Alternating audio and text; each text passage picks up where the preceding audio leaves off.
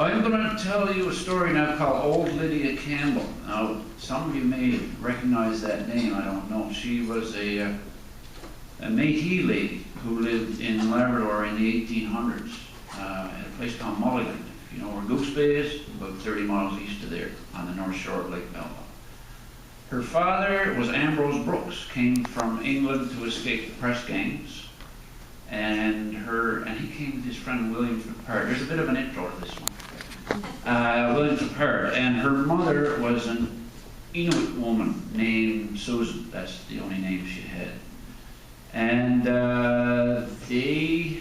it's pretty interesting because probably a lot of people who live in central Labrador now would never have been born if it wasn't for Susan. I mean, for many reasons, obviously.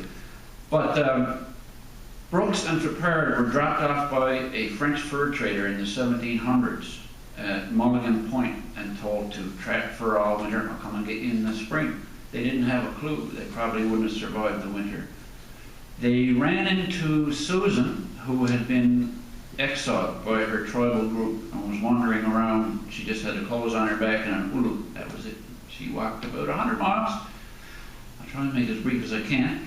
And they almost shot her. Thought she was a caribou because she was dressed in fur, but they didn't, luckily. And lucky for them, she spent the winter with them, and she got them through the winter because they didn't have a clue. And from Ambrose Brooks and Susan came, their descendants are all over central Labrador now. So I thought she was pretty inspirational, and I wanted to make up a story about her. So I'll give that a try. It's called Old Lydia Campbell. Old Lydia Campbell put on her coat and walked out through the door, slipped into her snowshoes and struck off down the shore. Muzzle loader on her back, game bag on her shoulder, minus 30 she supposed, but she was used to colder. She was well into her working day, the sun still on the rise. The youngsters fed, she'd made up bread, pork buns and red berry pies. Her husband Dan was gone to hunt with Tom, her eldest son, to try their luck for caribou, their meat being almost gone.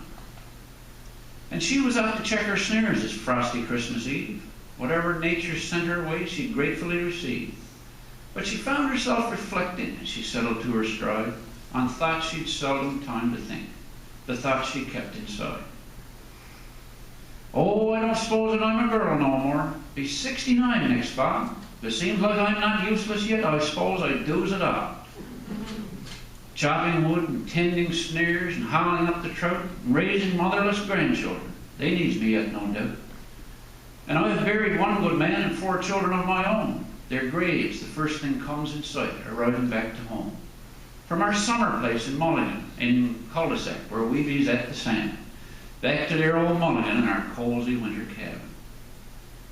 And Father came from England, didn't want King George's shilling. Said the winter would have killed him if Susan wasn't willing.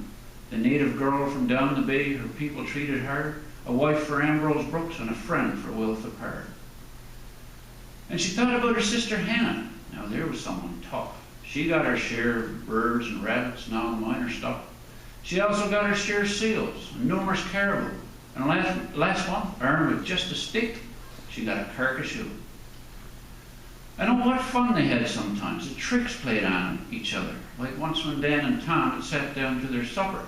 They'd come home with 2 caribou, the hearts out in a pan. Young Tom had killed his first 2 deer, the proper little man. Next morning, Tom went to the porch to get those hearts to bake, and then he let the big old screech, "There's 3 for goodness sakes!" Her and the kiddies laughed so hard they tricked the boys so nice. See, she had also killed a deer out on the river ice.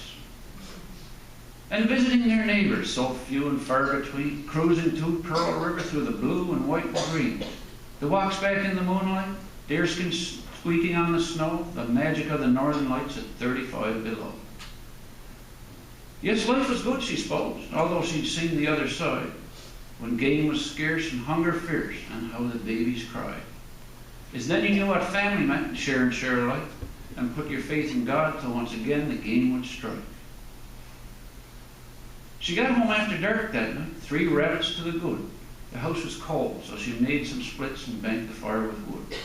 The men arrived with caribou, a welcome sight to see. With one less worry on their plate, they sat down to their tea.